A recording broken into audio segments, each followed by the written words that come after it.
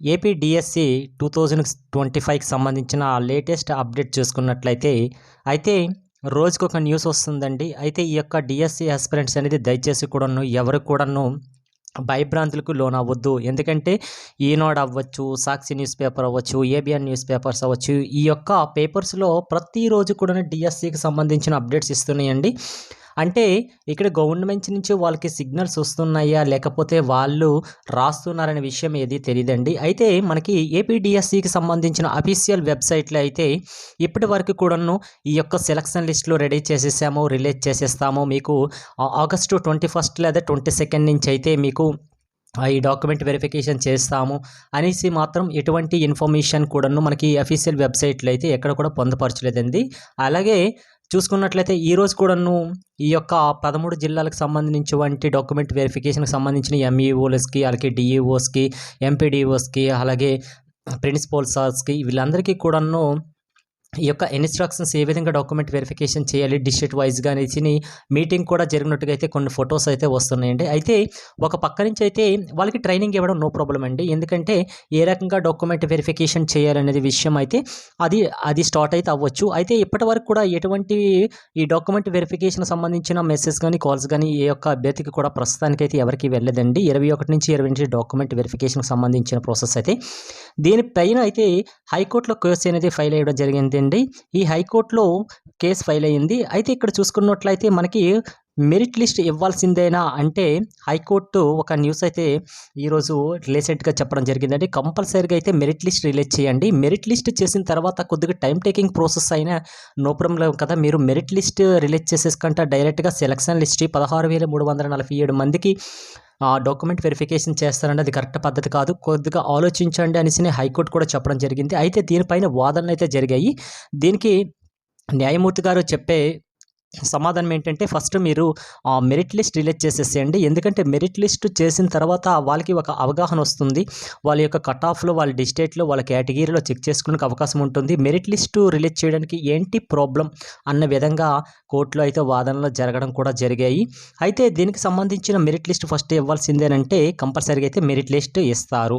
ఎవరు కూడా తొందరపడిపోవాల్సిన అవసరం లేదు. ఓకే. అయితే హైకోర్టులో సంచలన తీర్పు ఏంటి అంటే కంపల్సరీగా మీరు మెరిట్ లిస్ట్ ఇచ్చిన తర్వాత మాక్సిమం 10 డేస్ తర్వాత మీరు సెలక్షన్ లిస్ట్ అనేది మీరు రిలీజ్ చేసేసుకోండి.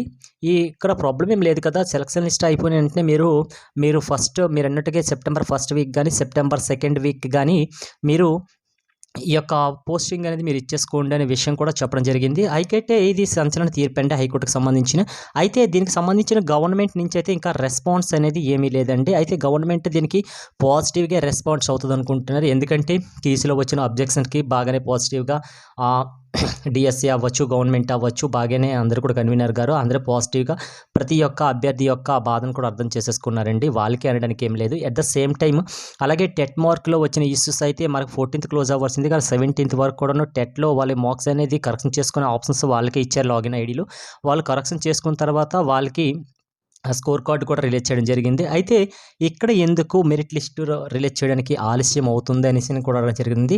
సార్ దయచేసి అయితే మీరు ఫస్ట్ మెరిట్ లిస్ట్ ఇచ్చేసేయండి సార్. మెరిట్ లిస్ట్ వస్తే ప్రతి ఒక్కరికి కూడా నమ్మకం ఉంటుంది. ఒకవేళ మెరిట్ లిస్ట్ ఇవ్వకుండా డైరెక్ట్‌గా సెలక్షన్ లిస్ట్ ఇస్తే ఎన్నో నిందలు పడాల్సిన అవసరం కూడా ఉంటుంది. అలాగే నేటివిటీ అనేది ఎక్కువ స్ప్రెడ్ అయిపోతుంది సార్. ఒకవేళ మీరు కరెక్ట్‌గా ఇది ప్రెస్టీజియస్ ఈ యొక్క కూటమి ప్రభుత్వానికి సంబంధించిన ప్రెస్టీజియస్ మెగా డిఎస్సి కాబట్టి దయచేసి మెరిట్ లిస్ట్ ఇచ్చిన తర్వాత ఎవరిని సెలెక్ట్ చేస్తారనేది అది సెలక్షన్ లిస్టు అందరికీ తెలిసిన విషయమే.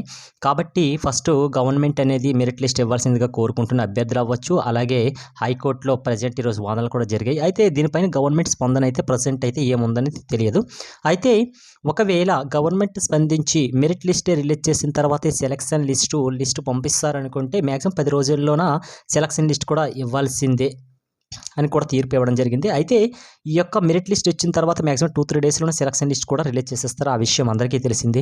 తర్వాత మీరు డాక్యుమెంట్ వెరిఫికేషన్ చేసుకోండి అని కూడా తీర్పు ఇవ్వడం జరిగింది. అయితే గవర్నమెంట్ నుంచి అయితే స్పందన ప్రస్తుతానికి లేదంటే ఏదైనా కూడా గవర్నమెంట్ అనేది దీనికి పాజిటివ్‌గా స్పందిస్తదని అనుకుంటున్నారు. ఒకవేళ ఆలస్యమైన కూడా సెప్టెంబర్ 1 వీక్ కాకపోయినా సెప్టెంబర్ 2 వీక్ కల్లా అయినా ఈ యొక్క రిక్రూట్మెంట్ ప్రాసెస్ అనేది కంప్లీట్ అయిపోతుంది. ఎవరు కూడా డోంట్ వరీ అండి.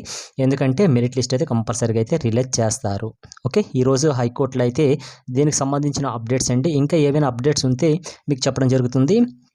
అయితే ఒకవేళ గవర్నమెంట్ దీనికి స్పందించకుండా హైకోర్టుకి సంబంధించిన పట్టించుకోకుండా ఒకవేళ డాక్యుమెంట్స్ ప్రాసెస్ అనేది స్టార్ట్ అయితే 21 నుంచి 22 ఆగస్ట్ నుంచి అయితే వాళ్ళు ఇచ్చిన డేట్ ప్రకారం అయితే డాక్యుమెంట్ వెరిఫికేషన్ అనేది స్టార్ట్ చేస్తారు.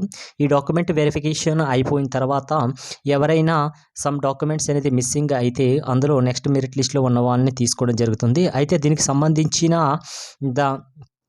సెలక్షన్ లిస్ట్ అనేది మనకి కంపల్సరీగా ఫస్ట్ వీక్లోనే వస్తుంది. అయితే పోస్టింగ్ సంబంధించింది అయితే సెకండ్ వీక్ ఆఫ్ సెప్టెంబర్లోనైతే పోస్టింగ్ ఇవ్వడం జరుగుతుందని కూడా సెన్సస్ న్యూస్ అనేది తెలుస్తుంది. అయితే గవర్నమెంట్ అనేది ఈ మెరిట్ లిస్ట్ రిలీజ్ చేస్తుంది అనేసి ప్రతి ఒక్కరు కూడా ఆశపడుతున్నారు. అయితే దీనికి సంబంధించిన కన్వీనర్ గారు డిఎస్సికి సంబంధించిన ఈ గవర్నమెంట్ అనేది ఏ విధంగా స్పందిస్తుంది అనేది వెయిట్ చేయాల్సిందే. Okay, thank you.